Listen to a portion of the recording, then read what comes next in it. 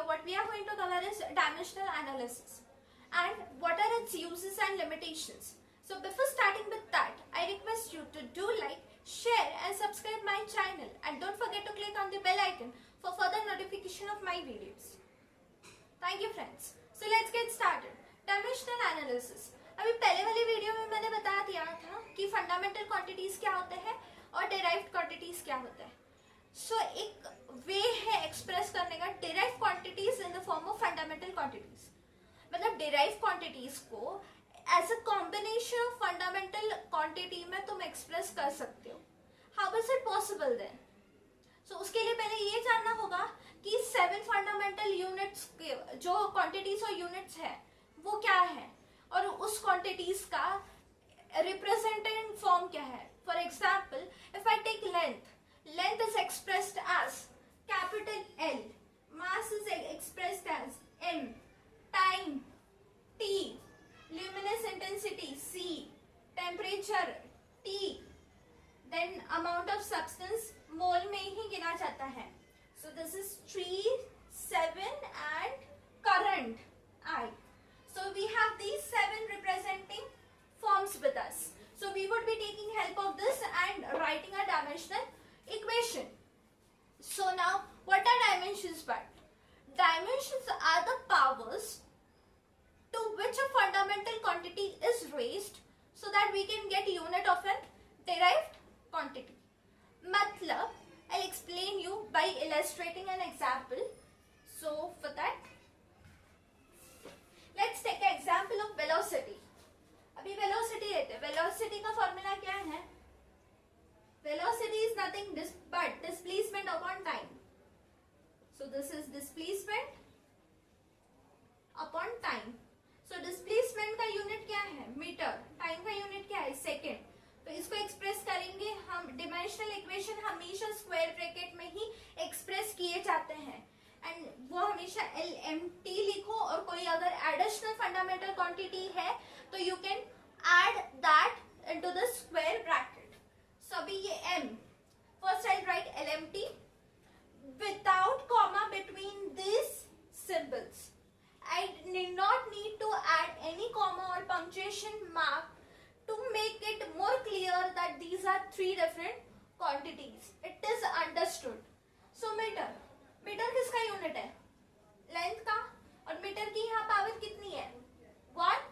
So यहाँ पे 1 आएगा. मास का यूनिट क्या है? किलोग्राम. तो यहाँ पे किलोग्राम है नहीं, तो यहाँ पे इसका 0 आएगा. और टाइम है यहाँ पे. टाइम का यूनिट सेकेंड है, लेकिन वो 1 है, लेकिन वो डिनोमिनेटर में है. अगर न्यूमरेटर में रहा तो वो प्लस वैल्यू रहेगा, और यहाँ सेकेंड में रहा तो माइनस में रहेगा. Minus and value. So this is 1 but it is in denominator, तो टाइम आएगा -1. So this is how we express in dimensional equation any derived quantity. So let's take one more example for velocity gradient. So if I take velocity gradient, the formula for that is velocity upon distance. It's nothing but velocity upon distance. So what is the formula for velocity? Unit for velocity? Meter per second. And what is for distance? It is meter.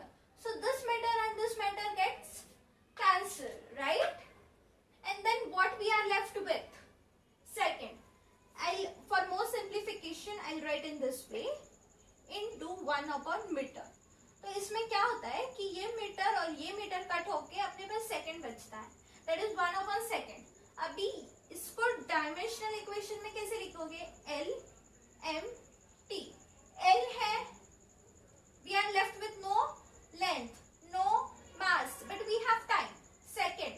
अभी इसकी power कितनी है? 1. लेकिन वो denominator में है, तो time का आएगा -1.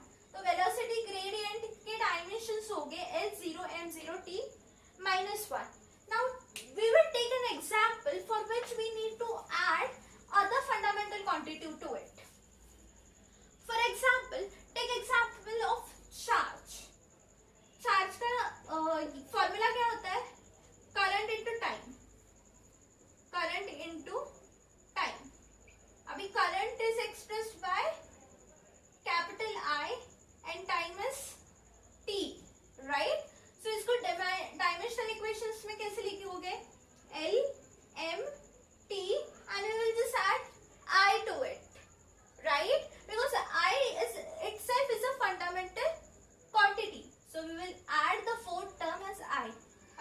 L0 M0 T is 1, तो T का पावर क्या आएगा 1, और यहाँ पे I है तो यहाँ पे भी I है, I की पावर 1 है, तो यहाँ पे 1 आएगा.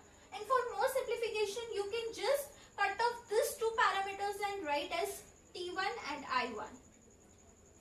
So it is understood that of a derived quantity the unit is ampere second. True?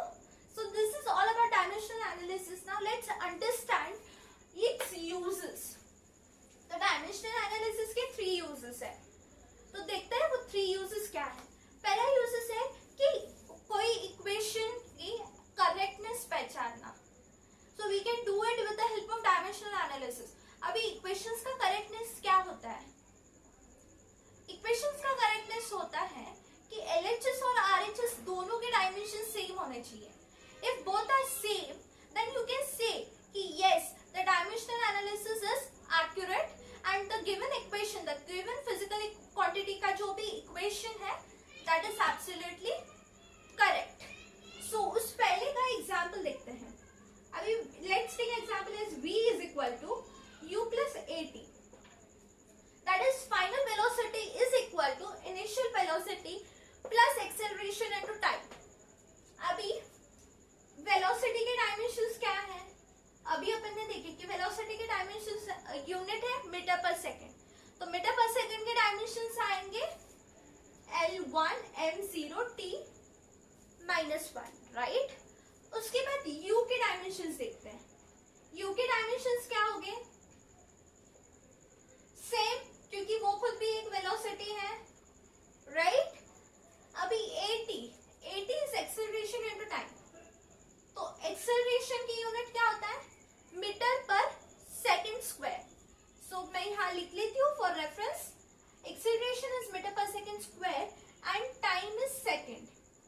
तो यहाँ पे L1 kg है, नहीं तो M0 and T would be -2. Then और टाइम है यहाँ पे, तो time would be 1, right. So now I need to add both these dimensions so that I can get dimension of AT. So for that I would like add it on. L है यहाँ पे, नहीं तो L1 plus 0 will give you 1. M है यहाँ पे, नहीं तो M0 and here M0 will give you M0. यहाँ पे -2 है और यहाँ पे 1 है, so it would be -2 plus 1. तो ये -2 plus 1 क्या देगा तुम्हें? -1, राइट. तो ये T आएगा -1. तो ये हुआ AT का. अभी अगर इसको और सिंप्लीफाई करके देखें तो RHS और LHS इक्वल आ रहे हैं क्या, ये देखते हैं. सो it would L1 M0 T -1, ये V का है, V के डायमेंशन है जो कि LHS के हैं. उसके बाद U के डायमेंशन है L1 M0 and T -1 और प्लस AT के डायमेंशंस है L1 M0 and T -1. तो जैसे आप देख रहे हैं ये डायमेंशंस और ये डायमेंशंस इक्वल है, तो ये डायमेंशंस भी इक्वल है. So from this we can prove that the given equation is correct by dimensional analysis because LHS is equal to RHS. So this is how the first use we have proved it. तो अभी second use देखते हैं कि क्या है. Second use क्या कहता है कि it is useful to find relation between two physical quantities. अभी टू फिजिकल क्वांटिटीज मतलब क्या होता है कि कोई फॉर्मूला तुम्हें डिराइव करना है और तुम्हें सिर्फ डिपेंडेंसी पता है तो तुम उसके बीच का रिलेशन फाइंड कर सकते हो. So now let's see with an example. So assume that we are taking T as period of oscillation. Then this period of oscillation depends on two parameters. One is length and second is acceleration due to gravity. अभी ये क्या होता है? Oscillation, एक pendulum का oscillation क्या है? मैं बता दूं. So this is a pendulum और ये pendulum swing करता है from this point to this point. तो ये स्विंग वाले मोमेंट को ऑसिलेशन बोलते हैं. इसका एक स्विंग यानी वन ऑसिलेशन होता है. तो ये लेंथ के ऊपर, और सेकंड मतलब एक्सेलरेशन ड्यू टू ग्रेविटी के ऊपर, मतलब वो ग्रेविटेशनल फोर्स कितना अप्लाई हो रहा है उसके ऊपर, राइट? ये दोनों चीज के ऊपर डिपेंड करता है। तो आइए देखते हैं अभी इसको डराइव कैसे करना है। So now I said that time period of oscillation depends on two parameters. One is length and second is acceleration due to gravity. तो ये t डायरेक्टली प्रोपोर्शनल कर दूं L to the power a.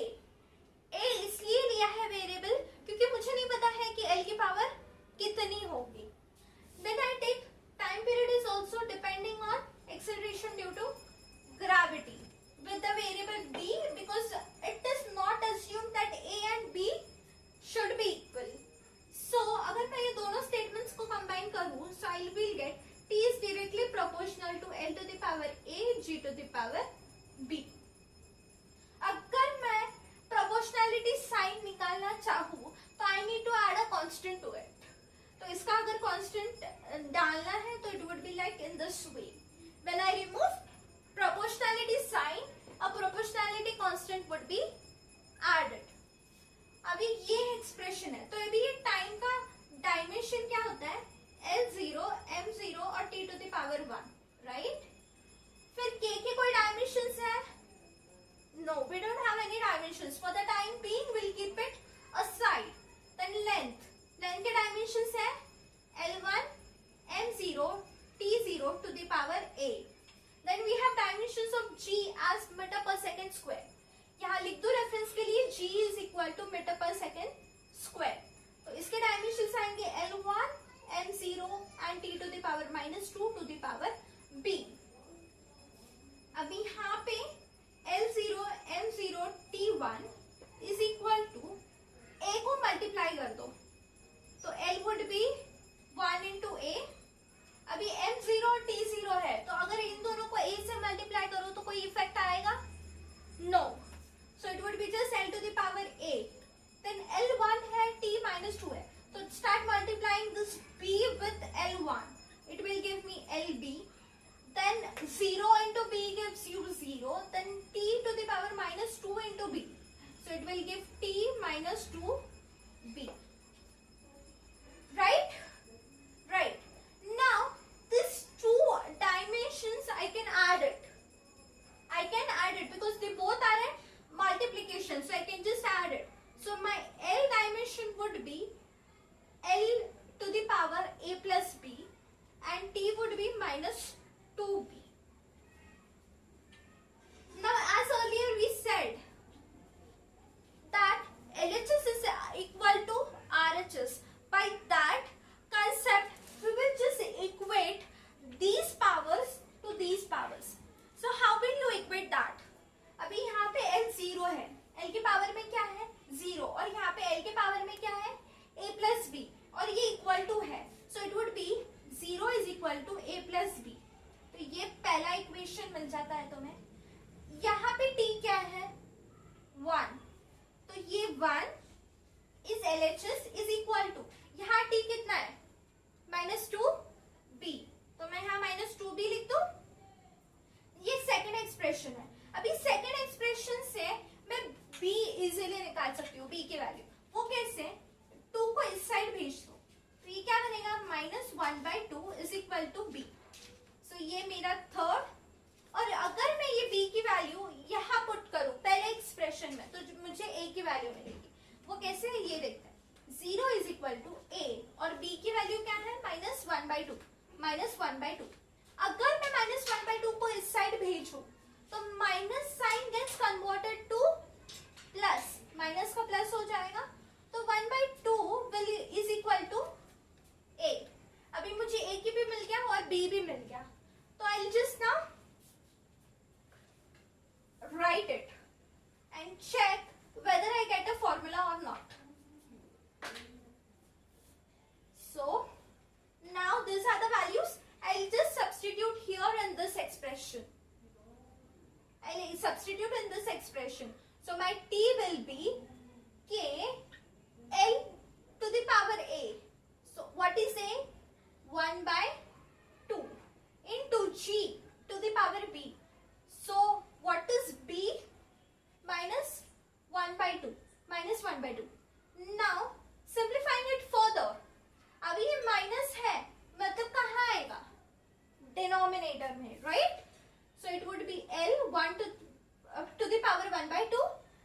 divided by g minus 1 by it's just 1 by 2. और 1 by 2 क्या होता है? Square root. क्या होता है? Square root. So it would be k into under root of l by g. और ये k की वैल्यू अगर तुम निकालोगे तो इसकी वैल्यू मिलेगी 2 pi. So it would be l by g. So the formula for time period is of an oscillation is 2 pi under root l by g.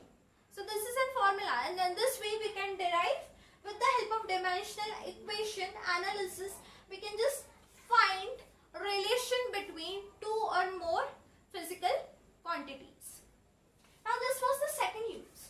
Now moving on to the third use of it. Now moving on to the third use of dimensional analysis. So what does this third use is? Third use is to find convergent factor between two units which are in two different systems. अभी two different system में एक example बता देती हूँ. जैसे 1 metre है, 1 metre is equal to 100 centimetre. तो ये मेरा convergent factor होता है. और ये convergent factor कैसा है? ये SI सिस्टम है और ये CGS सिस्टम है, राइट? और अगर मुझे मीटर को सीएम में कन्वर्ट करना है तो मैं क्या बोलूंगी? अब कन्वर्जन फैक्टर से मल्टीप्लाई कर लो. तो मेरे पास कन्वर्जन फैक्टर कितना है? 100. तो अगर मुझे 2 मीटर चाहिए यानी कितने सेंटीमीटर हो गए? 200 सेंटीमीटर, राइट? तो ये ऐसा होता है. तो अभी देखेंगे एक एग्जांपल एनर्जी का. एनर्जी का यूनिट क्या है? जूल. ये एसआई में है. This is SI and CGS में अर्ग. तो मुझे इन दोनों के बीच का रिलेशन फाइंड करना है, यानी मुझे कन्वर्जन फैक्टर फाइंड करना है जिससे मैं बता सकूं कि 1 जूल यानी इतने अर्ग है, राइट? जैसे ये एक्सप्रेशन. तो if I write in that format it would be 1 joule is equal to x into erg. क्योंकि मुझे यहाँ पता नहीं, यहाँ तो पता था वो वैल्यू 100 है, यहाँ मुझे पता नहीं कि वो वैल्यू कितनी है. So I just write it as x. अभी जूल का यूनिट क्या है? फंडामेंटल मतलब फंडामेंटल यूनिट्स में कैसे रिप्रेजेंट करेंगे इसे? तो it is KG into metre per second square. This is joule. So same is erg. Just the difference is instead of kilogram it would be gram, instead of meter it would be centimeter. So इसको हम dimensional form में लिखेंगे. अभी इन दोनों का unit system of units अलग है. तो यहाँ पे मैं डायमेंशनल इक्वेशन में L1 M1 T1 ऐसे लिखूंगी. So it would be L1 M1 T1 is equal to X L2 M2 T2. अब इनके पावर्स जान लेते हैं. लेंथ का पावर क्या है यहाँ पे? Metre square. तो यहाँ पे मेरा आएगा 2. फिर मास का कितना है? kg is 1. So here it would be 1. फिर टाइम का कितना है? It's in denominator and it is square. So it would be -2. यहाँ पे भी सेम रहेंगे क्योंकि सीजीएस में सिर्फ यूनिट चेंज होते हैं, otherwise dimensions are same. Now if I want to find x, I need to shift this parameter to LHS. अब अगर यहाँ पे मल्टीप्लिकेशन है दो टर्म्स के बीच तो यहाँ जाके वो डिनोमिनेटर में जाएंगे. True? So now if I put it in denominator format it would be in this way. L1 would be divided by L2, M1 would be divided by M2 and T1 would be divided by T2 with appropriate dimensions to each and every unit. And dimensions are nothing but the powers to which fundamental units are raised. यानी ये 2, 1 ये सब dimensions है. So now let's simplify and let's write the units of each and every dimension. अब यहाँ L1 है तो L1 का यूनिट क्या होता है SI में? Metre. So it would be metre square. यहाँ पे L2 का क्या रहेगा?